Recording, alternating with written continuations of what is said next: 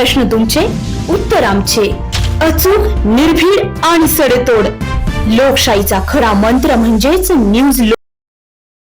नाजरीन को और हमारे शहरियान ओला को ये इत्तला दी जाती है कि हमारे यहाँ आज रमज़ान मुबारक की 29 तारीख़ है, 29वां रमज़ान है, 29वां रोज़ा है और 29वें रोज़े को चाँद देखने का अहतमाम किया जाता है. और अगर चाँद नज़र आ जाए तो 30 की ईद, और अगर चाँद नज़र ना आए तो फिर 30 दिन मुकम्मल करके फिर एक तारीख़ शव्वाल को जो है वो ईद उल फित्र अदा की जाती है.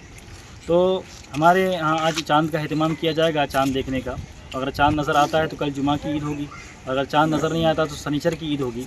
और वक्त का ख्याल रखें तो वक्त जो तय किया गया है हमारे शहर के अंदर दोनों ईदगाह का, पहली ईदगाह या लक्कड़कोट ईदगाह जो बड़ी ईदगाह है हमारी, तो उसमें वक्त ईद उल फित्र की नमाज़ का 9 बजे होगा. और ईद उल फित्र की नमाज़ का जो दूसरा वक्त वली बाबा ईदगाह का है वो 9:15 बजे होगा, 15 मिनट के फ़र्क के साथ. मैं तमाम शहरियान से अपील करके ये गुजारिश करूँगा कि थोड़ा वक्त का ख्याल करें, वक्त का लिहाज करें और वक्त पर पहुँचने की कोशिश करें. उमूमन होता यह है कि हर साल हम देख रहे हैं कि वक्त अक्सर वक्त पर ना पहुँचने की वजह से नमाज़ थोड़ी लेट करनी पड़ जाती है. लिहाजा इस तरह का मामला ना पेश आए, इसलिए तमाम से मैं गुजारिश करूँगा शहरियान से कि वक्त से पहले ही आने की कोशिश करें और तैयारी करें. अल्हम्दुलिल्लाह ईदगाह की भी तैयारियां मुकम्मल हो चुकी, दोनों ईदगाह की, और नगर पालिका की तरफ से सफाई का भी एहतमाम माकूल तौर पर कर दिया गया है. तो इस पर हम जो नगर पालिका के अधिकारी हजरात हैं उनका भी हम तहे दिल से शुक्रिया अदा करते हैं. तमाम नगर सेवकों का तहे दिल से शुक्रिया अदा करते हैं कि उन्होंने इसमें बड़ी मेहनतें की. तमाम मुसलमानों की जानिब से तहे दिल से उनका शुक्रिया और ईद उल फित्र की सबको ढेर सारी मुबारकबाद.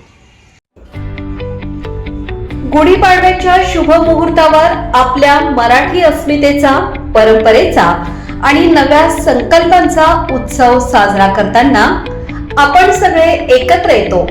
आज तो क्षण आहे जेव्हा आपली एकजूट, आपली ताकद आणि आपली ओळख जगासमोर ठामपणे उभी राहते. मराठी माणसाच्या हक्कासाठी, आपल्या संस्कृतीच्या जतनासाठी आणि आपल्या भविष्यासाठी एकत्र येण्याची हीच ती वेळ आहे. तमाम हिंदू बांधवांना हिंदू नववर्ष व गुढीपाडव्याच्या मनपूर्वक शुभेच्छा. शुभेच्छुक डॉक्टर राजेश पटेल, मनसे नेते येवला, शैलेश करपे पाटील, तालुका अध्यक्ष, गौरव कांबळे, शहर अध्यक्ष, महाराष्ट्र नवनिर्माण सेना व सर्व अंगीकृत संघटना येवला शहर व तालुका. जमलेल्या सर्व तमाम मराठी बांधवांनो, भगिनींनो आणि मातांनो, मी आज या क्षणाला महाराष्ट्राला स्वतःला अर्पण करत आहे.